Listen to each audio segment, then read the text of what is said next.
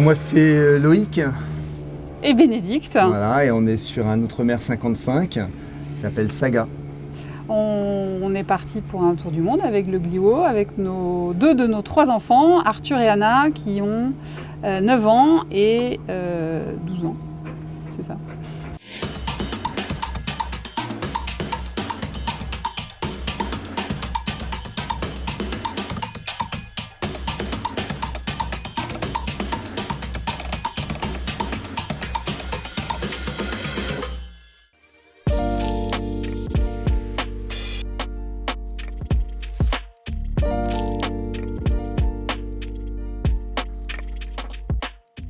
C'est pas notre premier bateau, Saga, puisqu'avant on a eu un Outre-mer 51, c'était Moby. Avant ça on a eu un bateau de voyage en aluminium, un monocoque, et puis on a eu d'autres bateaux avant, un bateau à moteur, un petit voilier, voilà, on a toujours navigué pratiquement depuis qu'on est tout jeune. Depuis qu'on se connaît. Et puis on a fait un premier tour du monde entre 2016 et 2018 avec nos 3 enfants.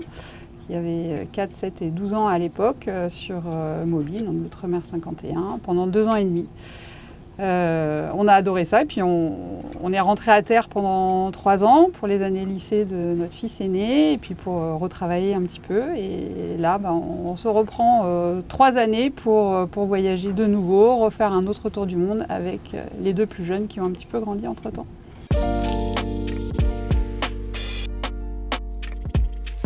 On a toujours envie de naviguer.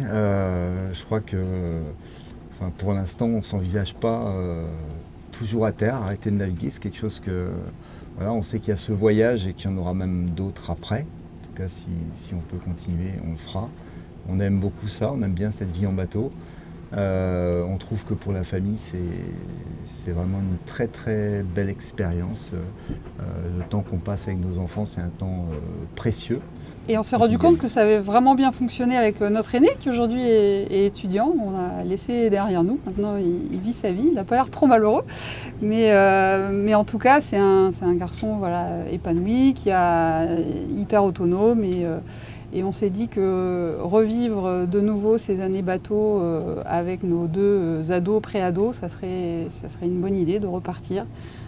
Finalement, vivre en bateau, c'est aussi les déscolariser et les éduquer un peu à notre manière. Et ça nous convient bien.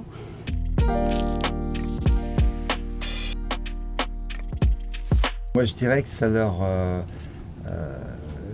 ouvre les yeux, déjà. Je crois que c'est aussi le rapport au temps, très très différent d'une vie, d'une scolarité et d'une vie, je dirais, citadine, très rythmée, avec des horaires, des contraintes, etc. Ça les responsabilise aussi beaucoup, déjà d'être au contact toute la journée avec des adultes qui ont des responsabilités assez concrètes, plus concrètes que ce qu'ils peuvent voir de nos vies à terre, qui sont parfois un peu irréelles pour eux. Ici, nous, on mène le bateau, on est en navigation, en traversée, on a géré la météo, les voiles, l'avitaillement, les problèmes techniques. Et ça leur donne un assez beau respect des adultes et ça donne du sens aussi aux apprentissages.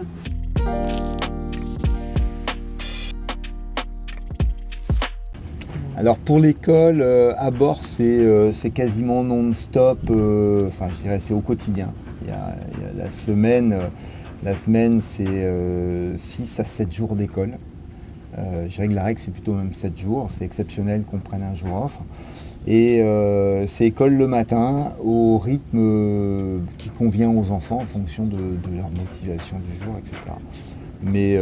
Donc il y a des jours où ils travaillent de manière très efficace, en 1h30, 2 heures, ils ont fait leur quota, puisqu'on essaye d'établir quand même un travail régulier. Puis il y a des jours où c'est plus long, plus laborieux, où ils sont plus fatigués, là, ça prend un peu plus de temps. Et des jours ils en font un peu plus, d'autres un peu moins. Avec le CNED en ce moment, il y a pas mal d'outils numériques qui sont nos enfants apprécient et je crois qu'ils font l'école beaucoup plus rapidement avec Internet. Je ne sais pas si c'est une bonne chose. J'ai l'impression qu'ils survolent aussi un peu plus les savoirs. Donc c'est l'avantage aussi de ne pas en avoir en traversée pour être plus en profondeur, prendre plus le temps, être moins pressé.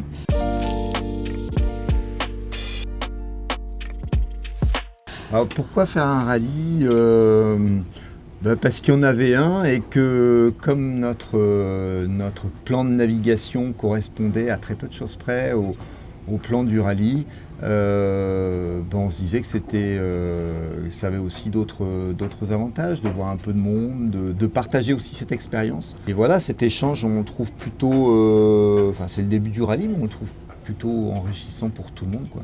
C'est de la curiosité aussi, quelque part. On aime bien la nouveauté. Et là, en faisant un rallye, on se confronte aussi au groupe qui apporte aussi beaucoup. Puis pendant cette première traversée de l'Atlantique, on a découvert aussi ce que c'était que naviguer en flotte. Et c'est assez chouette.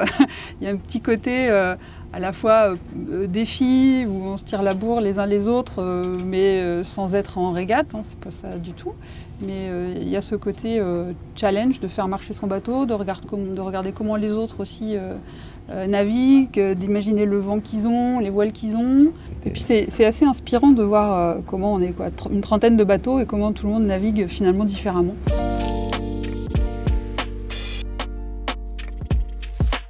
On n'a jamais été aussi en forme qu'en bateau. C'est incroyable comment nous on a envie de naviguer longtemps, justement parce qu'on est persuadé que c'est comme ça qu'on reste le plus en forme, à la fois musculairement, mais aussi sur les articulations et puis la souplesse. Enfin, on se trouve incroyablement en forme en bateau.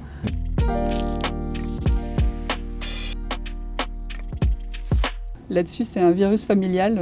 C'est Loïc qui nous a entraînés là-dedans. Toute la famille est accrochée. On a 2 windsurfers. On a une windsurf classique, un sup gonflable, un sup vague polyvalent, 3 surfs, une planche de kitesurf, 2 morets, 2 skimboards, 3 planches de wingfoil. De wingfoil, ça fait 16.